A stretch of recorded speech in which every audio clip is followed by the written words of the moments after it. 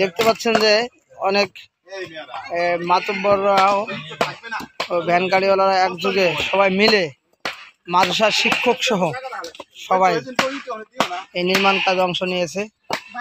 শুধু এইখানে না, সেইখানে যেখানে ভাঙ্গা ঠিক সেইখানেই তারা এভাবেই কাজ করে যাচ্ছে। আমরা এই বিষয়ে একটু কথা বলবো। আমাদের একজন মুরব্বী আছেন এখানে উপস্থিত, তার সঙ্গে। আসসালামু আলাইকুম। আসসালামু আলাইকুম। আসসালাম, আপনার নামটা কি বলেন? মোহাম্মদ দেলাওয়ার হোসেন। আপনি যে এখানে যে নির্মাণ কাজ করতেছেন, আপনারা এটা নিজে আপনাদের মাতব্বর হয়ে জনগণের সেবা করতেছেন, এটা কি জনগণের সেবা? মানে এই জায়গায় একটা পুকুর বড়, এই রাস্তাটা হওয়ার কারণে এই জায়গাতে যাওয়ার জন্য এই জায়গা ট্রাক অনেক গাড়ি যারা গেছে সব ধসে যে উল্টে যাইয়া পড়ার পরে তারা আমাদের সভাপতি সাহেব সে নিজের অর্থায়নে যে এটাই না আমাদের কাজ করা লাগছে।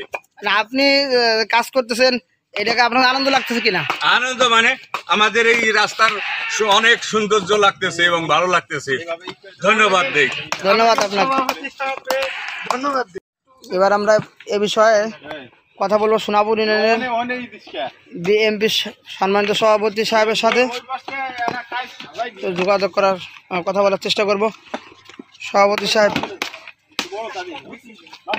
টাকা।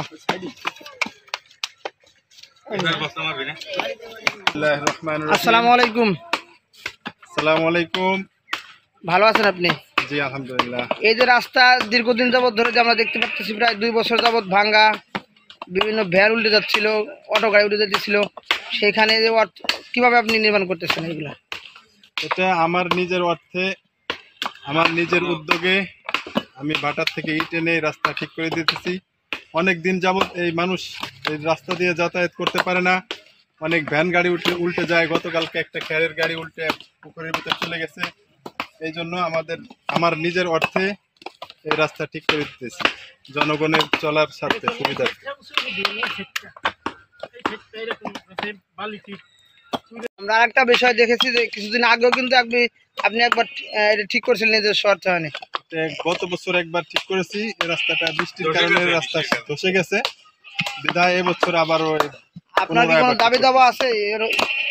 আমাদের দাবি দেওয়া আছে, এটা সরকার যেন এটা খুব তাড়াতাড়ি করে এখানে রাস্তার এখানে দিয়ে আপনার কার্পেটিং, মানে রাস্তার যেটা ভাঙ্গা যায়, ভাঙ্গা যাতে না হয়, এখানে একটা ঢালাই দিয়ে একটা পিচ ঢালাই রাস্তা হয়ে গেলে এই এলাকার মানুষের দুর্ভোগ লাঘব হবে, এই আশা আমরা ব্যক্ত করি। ঠিক আছে, আপনাকে ধন্যবাদ।